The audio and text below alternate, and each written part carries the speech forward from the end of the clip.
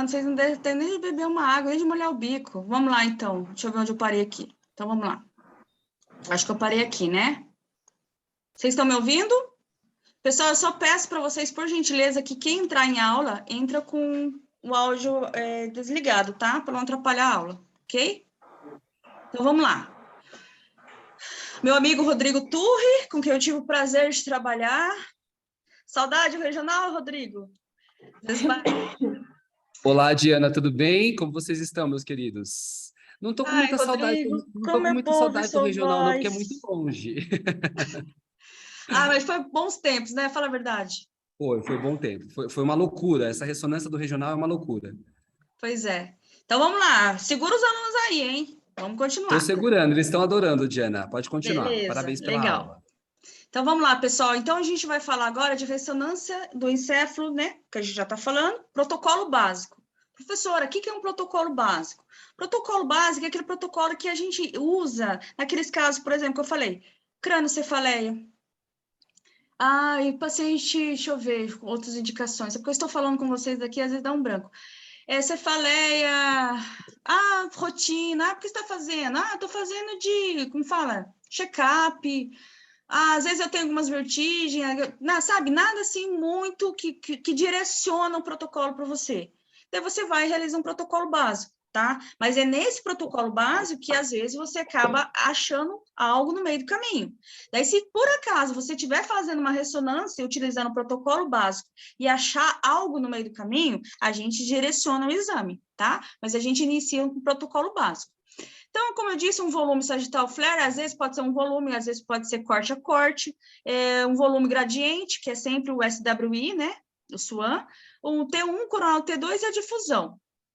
Então, por exemplo, pessoal, como eu mostrei aqui para vocês, o paciente acabou de fazer uma ressonância de crânio para cefaleia. Daí você dá de cara com essas imagens aqui, ó. Sem maxilar totalmente congestionado. O que eu falei que T2 acontece? O líquido brilha. Se tem líquido brilhando, é a presença de líquido, de processo inflamatório. Já está falando sinusopatia, inflamação dos seios nasais, ou uma mastoidite, inflamação da mastoide, olha as mastoides cheias de líquido aqui. E quem tem sinusite, né, sabe como que é sofrido ficar com isso atacado? Às vezes já é crônico, tem que fazer um tratamento, né? Fica cheio de líquido no crânio, cabeça pesada, vermelho, aquele mal-estar, aquela gripe que não passa, né? Tudo congestionado. E a sequência flare aqui mostrando meio de uma gliose periventricular. Isso aqui é gliose, pessoal. Às vezes é confundida com doença desmilizante. Não, mas aqui é uma gliose, né? Somente isso. Não é nada... Exemplo, não que não seja nada grave, não é algo tão grave como uma doença desmilizante, tá? E aqui a gente vai falar, por exemplo, de outras indicações. Quando o paciente ele chega com pedido médico, mas está, por exemplo, indicação demência, esquecimento, Alzheimer e epilepsia. Como a gente viu naquele pedido lá, que a gente viu aqui, ó. Pedido para epilepsia, crise convulsiva, tal, explicando 2 episódios. Daí você vai lá, entra no seu aparelho e vai lá, procura epilepsia. O que parece com epilepsia? Crise convulsiva. TOF. Vai abrir esse protocolo. Abriu esse protocolo, vai cair isso aqui para você. Esse protocolinho aqui. Um volume sagital flare, um volume gradiente, o axial T1, coronal T2, uma sequência de fusão, que são os básicos que a gente vai realizar, sempre vai realizar todos esses em qualquer exame. A única coisa que você vai acrescentar é o quê? Um coronal do hipocampo. Por quê? Porque aqui, é nessa região aqui do crânio, que acontece, às vezes, aqui no hipocampo e nos lobos temporais aqui que acontecem esses problemas de epilepsia, é onde ataca essa região. Então, você faz cortes finos aqui, ó, coronalmente, para mostrar essa região, que a gente chama de hipocampo. Hipocampo quer dizer cavalo marinho, né? Ele parece um peixinho assim desenhadinho aqui, né? Então, você corta ele aqui, ó, faz cortes finos todo na região do hipocampo, né? E você vai adquirir imagens dessa forma. E esse aqui é a imagem do hipocampo. O hipocampo é esse aqui, ó. No coronal ele aparece assim e no sagital assim. Mas o médico quer ver ele no coronal, corte a corte, ele quer vários cortes, ó, às vezes tem até 20 a 24 cortes aqui, e você consegue ver uma por uma. Então, às vezes, se você tiver, por exemplo, um processo inflamatório, tiver alguma alteração aqui no hipocampo, o médico vai relacionar isso com as epilepsia, alguma anomalia que aquele paciente está tendo que está causando aquilo nele, e vai ter que corrigir. Né? Então, a gente sempre faz um coronal IR no T2, ou às vezes um coronal FLAIR, para mostrar bem o hipocampo aqui, tá? O hipocampo fica aqui dentro, ok? E, por exemplo, vai que naquele pedido médico vem escrito ressonância do crânio, indicação hidrocefalia. Você vai fazer o protocolo básico e vai acrescentar a sequência para hidrocefalia, que é o sagital T2 e um sagital gradiente balance. Existe uma sequência que chama de fluxo licórico. A gente pega um corte e faz um corte aqui, assim, perpendicular aqui ao aqueduto do mesencéfalo, né? Tem lugares que faz mais de um corte, lugar que faz um corte só, que a gente vai estudar o fluxo licórico, o estudo do fluxo licórico, vai estudar essa região aqui do crânio. Olha para você ver, esse paciente, por algum motivo, ele tem aqui alguma coisa que está impedindo, às vezes ele tem excesso de fluxo, né? Excesso de líquor no crânio, às vezes as células dele estão produzindo líquor demais. E aí o que acontece? Só para você ver como fica um crânio. Isso aqui, deixa eu ver se tem uma imagem sagital mostrando bem um crânio normal, né? Ó, aqui, ó. O líquor ele deveria ficar assim. Ó como ele está apresentando aqui, nessa imagem T2. Lembrando que líquor é líquido, então ele fica branco em T2. Olha para vocês verem como que ele parece aqui, ó. Os ventrículos laterais totalmente, né, cheio de líquido, de líquor. Olha aqui como é que tá. Tá cheio. Isso aqui causa hidrocefalia, aumento do crânio, aquela pressão no crânio, aquela dor de cabeça, né? Então tem que ver, tem que estudar por que tá causando essa hidrocefalia, esse excesso de líquido no crânio. E como é que faz o tratamento? Com uma válvula de derivação. Passa uma válvula de derivação tirando esse excesso de líquor do crânio. Às vezes, paciente, às vezes, pessoal, é uma anomalia do paciente. Ele nasceu com isso aqui. E ele vai viver com essa válvula de derivação para corrigir esse problema, às vezes, para o resto da vida, tá? E quais são os casos que utiliza contraste gadolínio, né? Intravenoso? Tumores, metástases, processos inflamatórios infecciosos, exame da hipófise, exame de órbita, exame do ouvido, angiorressonância e perfusão. Tá? Então, todos esses casos aqui utiliza contraste intravenoso. Quando eu faço um protocolo básico, exemplo, a cefaleia, não precisa injetar contraste. Mas vai que no meio do caminho eu estava fazendo e descobri um tumor. Daí eu faço e injeto contraste, tá? Então, tudo pode ser mudado.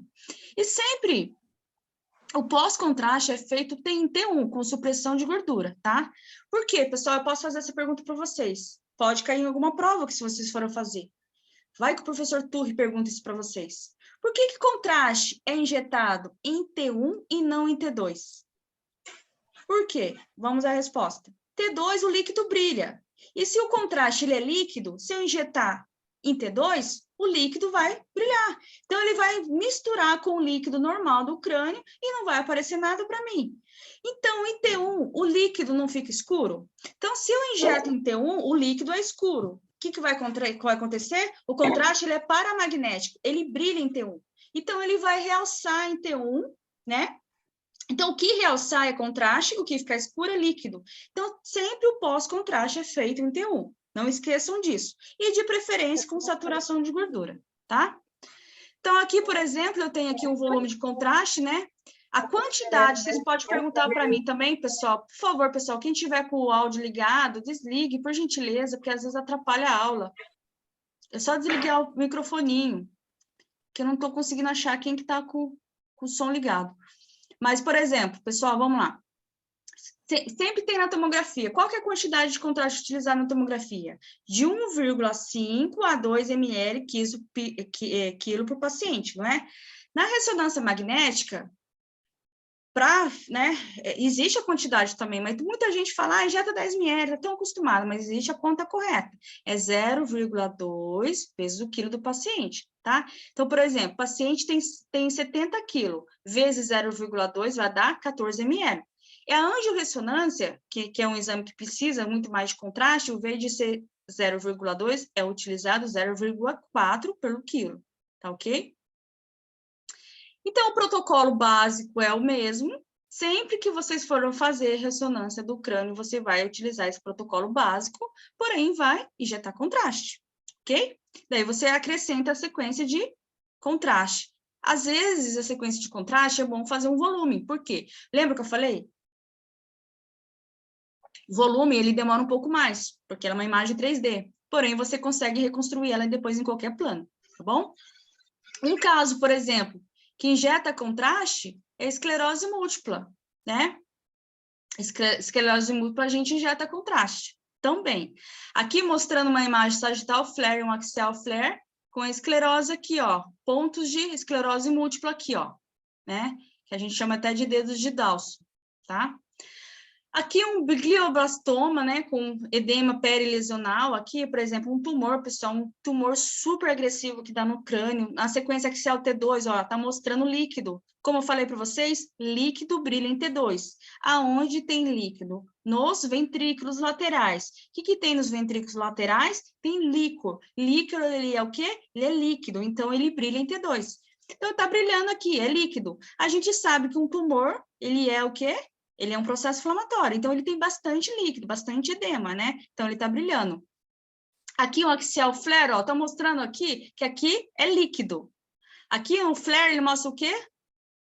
Ó, olha para você ver, líquido aqui. Se tá preto no flare é o quê? É líquor. Isso aqui é líquor. Então aquilo que tá aqui, ó, se aqui fosse líquor também, pessoal, como é que ele ia ficar no flare? Preto. Se ele não ficou preto, que é o quê? É líquido mesmo, é água, tá? Processo inflamatório. E depois um pós-contraste mostrou o quê? Olha o realce do contraste aqui, ó. Então, tudo isso aqui que está escuro é líquido. Isso aqui é líquor. E isso aqui é a massa tumoral. Por isso, pessoal, daí o médico mata a charada de vez. Porque senão, por exemplo, se você faz isso aqui, nossa, será que tudo isso é tumor? Não. Tira o líquor. Continua o processo inflamatório, mas aqui é um pouco de líquido. Aonde será que está a massa mesmo? Porque isso aqui é água, né? Além da massa, existe o processo inflamatório, que é o edema. Tirou toda a massa, tirou todo o edema, o líquido, e ficou o quê? A massa pura. Isso aqui é o quê? É o tamanho do tumor. Então, por isso que eu não posso somente fazer uma sequência, e tem que fazer várias, porque cada sequência vai descartando alguma coisa. E depois o médico consegue fechar diagnóstico. Isso aqui realmente é o tamanho do tumor da cabeça do paciente, tá? Bem na região bem agressiva. Aqui é o protocolo esclerose múltipla que eu mostrei para vocês, né? Então, você vai fazer um protocolo básico e vai acrescentar a sequência de esclerose múltipla, ok? Que é o volume GD e um sagital TD. Tem um pós-gadolínio. E aqui, eu espero que vocês conseguiram captar todas as informações que eu passei para vocês de ressonância do crânio. E agora eu vou explicar para vocês um pouco mais de ressonância. Se vocês conseguirem absorver até aqui, pessoal, parabéns. Já é uma grande evolução, já é bastante conhecimento. Mas, professor, eu quero mais conhecimento, eu quero mais. O que você puder me passar, eu quero que você me passe. Então, vamos lá. Tem para todo freguês. A gente vai falar, então, de tipos de sequência, tipos de reconstruções. Não é nada difícil, mas a gente vai entender o porquê que existe cada um delas. Por exemplo, a sequência de fusão. Professora, você explicou para mim que na sequência de fusão o médico consegue ver isquemia. Consegue, mas por quê? Né? A gente vai entender o que é uma sequência de fusão, né? É uma sequência pesada em difusão. O que é isso? Né? É uma técnica de imagem ecoplanar, que são sequências rápidas características de T2. O princípio da imagem de ressonância magnética ponderada na sequência DWI diz respeito ao movimento ao acaso, também conhecido como movimento browniano, dos prótons de moléculas de água através dos tecidos biológicos, né? Então, assim, pessoal, se vocês entenderam que é só pegar o bloco axial, essa imagem, ela vem para você fazer ela na programação axial. Se você for lá, você pegar essa sequência, por exemplo, uma sequência aqui, vou mostrar, ó, a sequência está aqui, ó, sequência de fusão, axial de fusão. Você vai abrir ela, vai programar ela no plano axial, como a gente viu. Deixa eu ver aqui, quer ver? Vou mostrar para vocês. Aqui, por exemplo, vou fazer essa programação aqui, lá em cima, aqui, ó. Ela vai cair esse bloco para mim, e eu vou angular aqui. e vai sair a sequência de fusão. Se vocês conseguiram fazer isso aqui, vocês captaram a mensagem, porque é assim que ela vai aparecer para você. Você vai lá no seu equipamento, vai abrir a sequência, vai aparecer esse bloco para vocês e você vai programar ela no plano axial, né? Você vai usar o sagital e o coronal para adquirir ela no plano axial. Você conseguiu isso? Ótimo, você captou o momento da aula aqui. Mas se você quer entender o porquê que ela é feita, qual que é o princípio dela, é o que a gente vai falar agora, tá? É isso que eu estou querendo que vocês entendam. Isso já é um pouquinho mais. Então, vamos lá. Por que existe essa sequência de fusão, né? Então, a sequência de fusão, ela faz aqui que eu expliquei para vocês, né?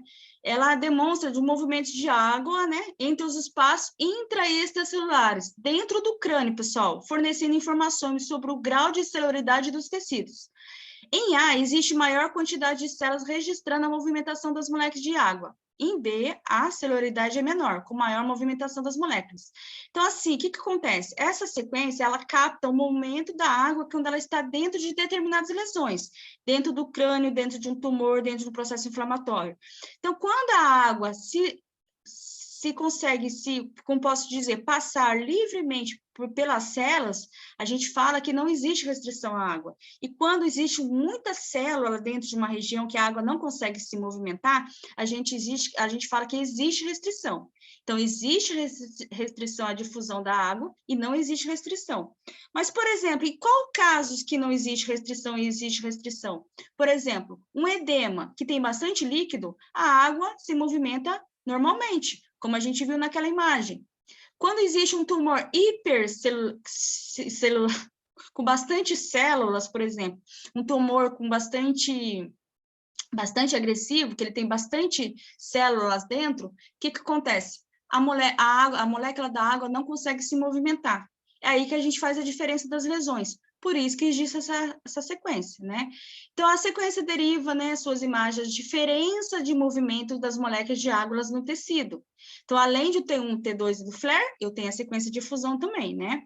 Então, assim, por exemplo, substância cinzenta, as moléculas se chocam com as células, né? A imagem fica cinza claro.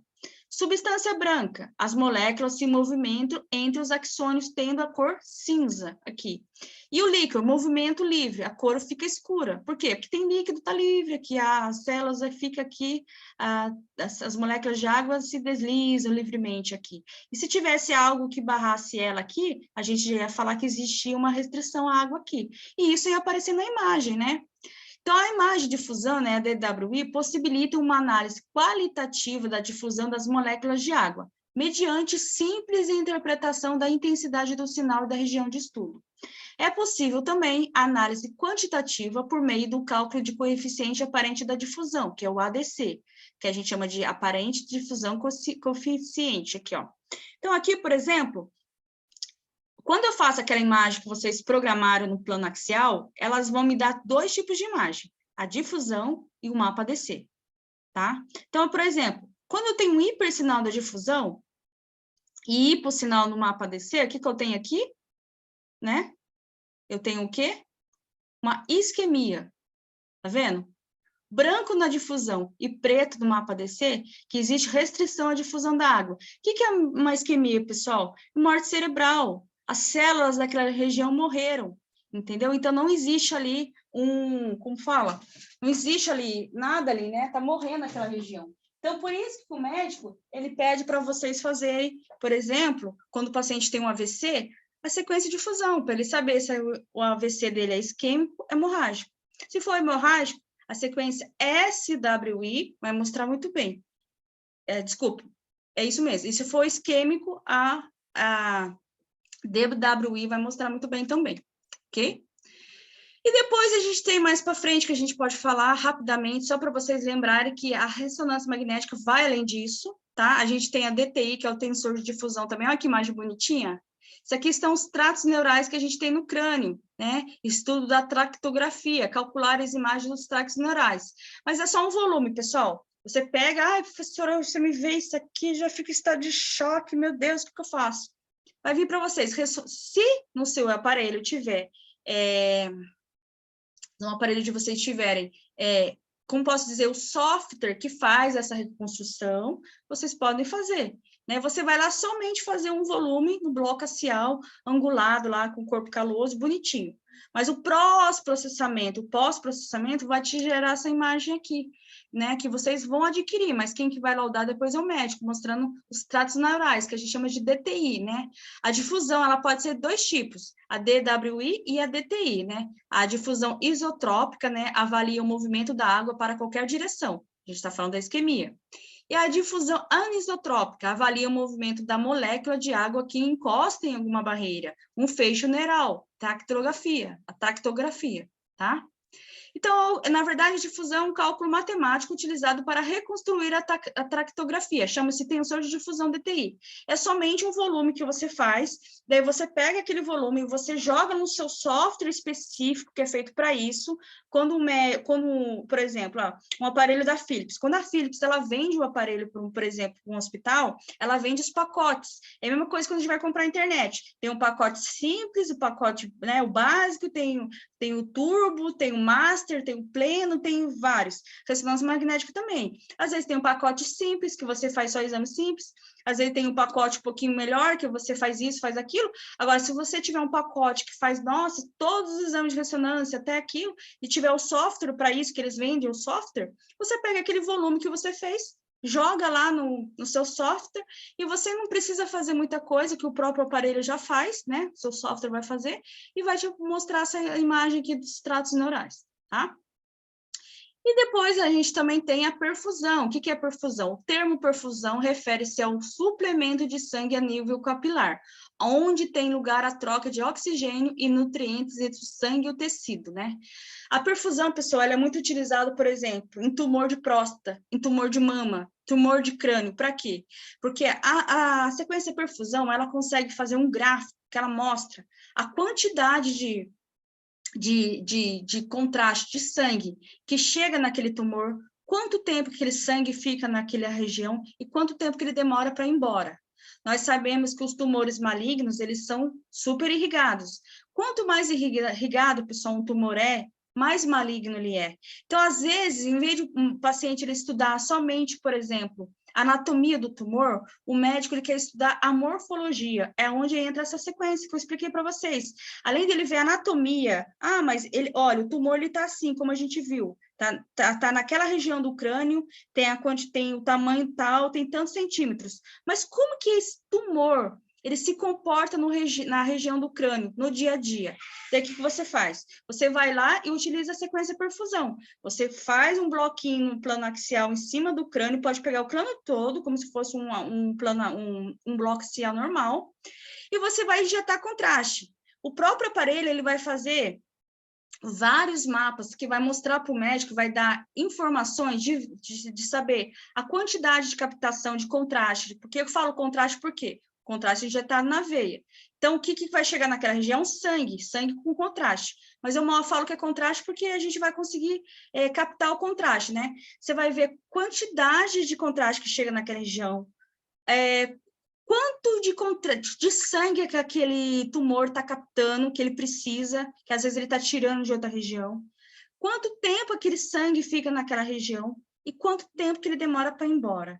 Então, ele faz assim, umas medidas que a gente chama de mapa MTT, o CBV, né, o TTP, né, que é contraste, que representa a quantidade de sangue no tecido, né, o CBV, em quanto tempo o sangue passa pelo tecido, e o TTP aqui, o quanto tempo o sangue chega ao pico do contraste, e depois ele vai caindo, que é esses mapas que a gente faz aqui, ó.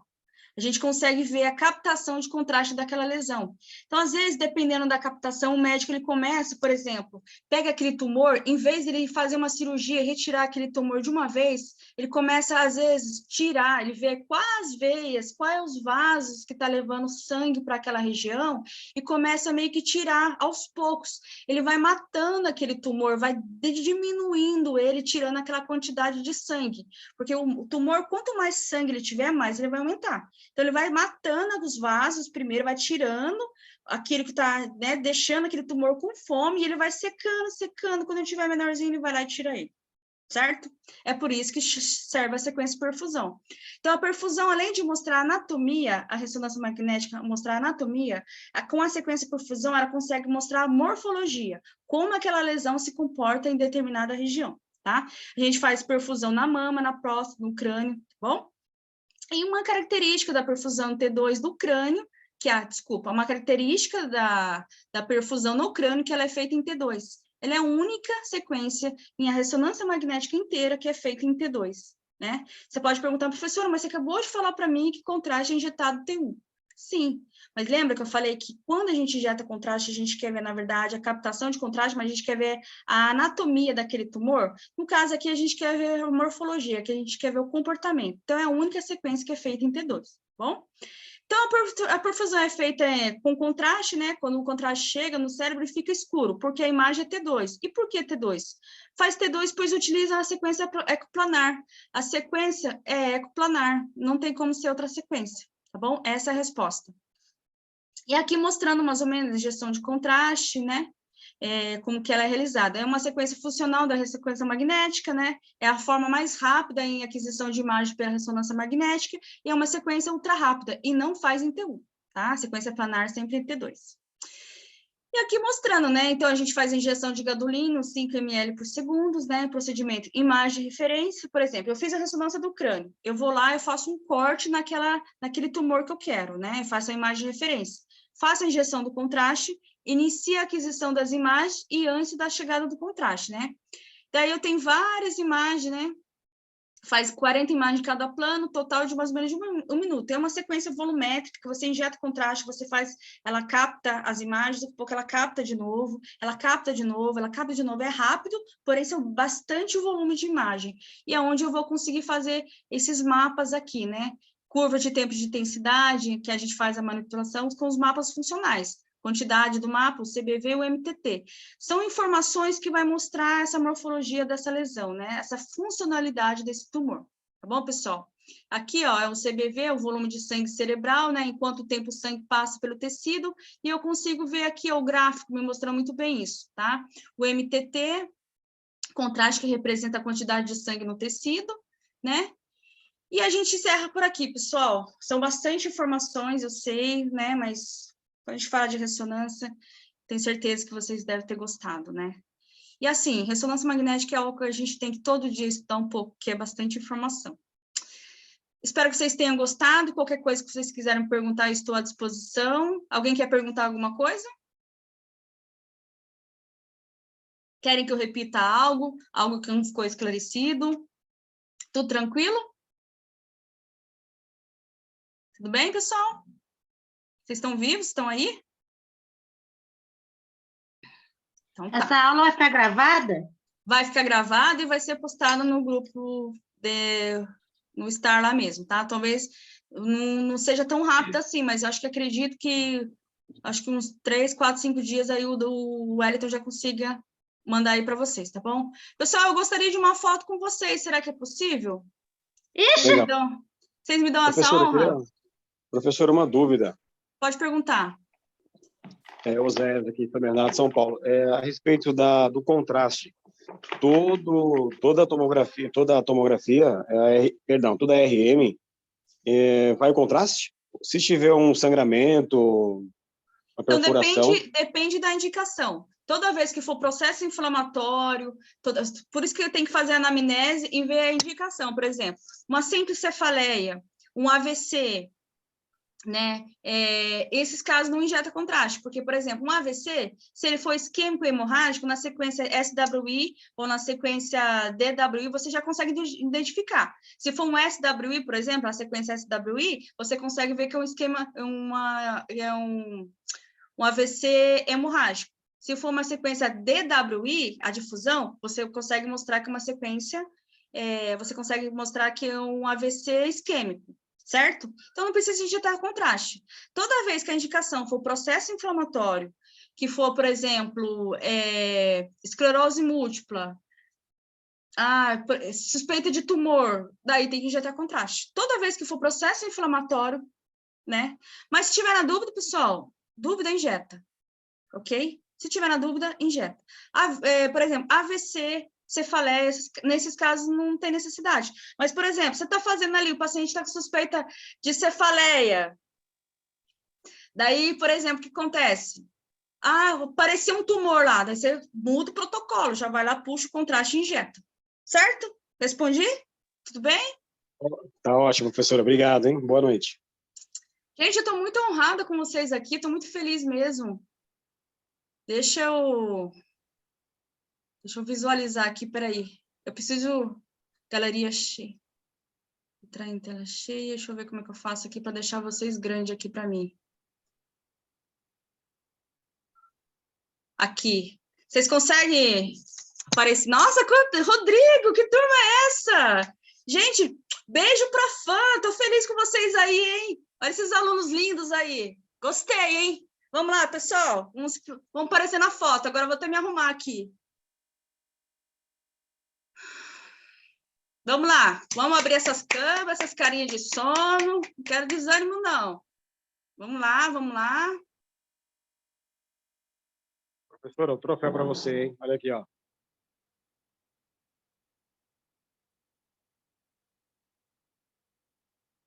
Vamos lá, pessoal. Vamos lá para a primeira foto. Oi, Kátia, tudo bem? Você tá aí? Vamos lá, pessoal. Ó, no X, hein? Todo mundo sorri, hein? 1, 2, 3, X. Deixa eu ver se tem mais gente aqui. Mais uma, pessoal. O Elcio tá aí, muita gente aqui. Cadê meu amigo Denis, que falou que ia estar aqui? Ele falou que ia estar aqui, hein? Vamos lá, pessoal, no X, hein? 1, 2, 3 e... X. Alexandre, Fabiana, Rafael, Wilson. Oi, Wilson. Quanto tempo, hein? Ó, você tá me devendo, hein? Tá me devendo. Eu lembro, hein? Douglas também tá aqui. Pessoal, muito obrigado pela participação de vocês. Espero que vocês tenham gostado. Obrigado, professor Turri, pela presença do pessoal da FAM. Fiquei muito feliz. E, assim, a gente faz conteúdo para que seja, né, interessante para vocês. E, assim, qualquer coisa que vocês não gostaram, que quiserem mandar alguma coisa no particular, pode mandar, tá bom? Espero que vocês tenham gostado e eu vou encerrando por aqui. Vocês têm mais alguma coisa para perguntar, pessoal? Tá tudo tranquilo? Tá? Oi, Diana, tudo bem? Tá me ouvindo? Estou ouvindo. Cadê você, Rodrigo? Não estou te vendo. Acabou a bateria do celular, eu estava roteando, e aí eu estou roteando de uma aluna o celular aqui. A gente queria agradecer a aula para você de hoje, obrigado aí pelas informações. Calhou de bater com o mesmo conteúdo que eu estou lecionando aqui para eles hoje. Então foi um prazer estar aí com vocês, com o pessoal da CyberX, com o pessoal aí de São José dos Campos. Obrigado aí pela grande aula e parabéns, prof. Como sempre, né? Dominando sobre o assunto. E eu não estou conseguindo ligar nossa câmera para você bater a sua foto. Não tem problema. Você tirou selfie, né? Então tá bom. Pessoal, obrigado de coração, viu? Eu vou tirar selfie aqui com eles. Eu vou tirar e te mando. Tá bom. Obrigado, Kátia. Obrigado, Wilson. Obrigado de coração. A participação de todos. José, Exato São Paulo, Elcio. Todos vocês que tiveram a mídia que estava aí. Boa noite, professora. Obrigado, pessoal. Obrigado de coração. Eu vou encerrar aqui, senão a gente fica a noite inteira aqui. Tá bom? Beijo, pessoal. Qualquer coisa, pode mandar mensagem aí. Fiquem com Deus, tá? Até a próxima.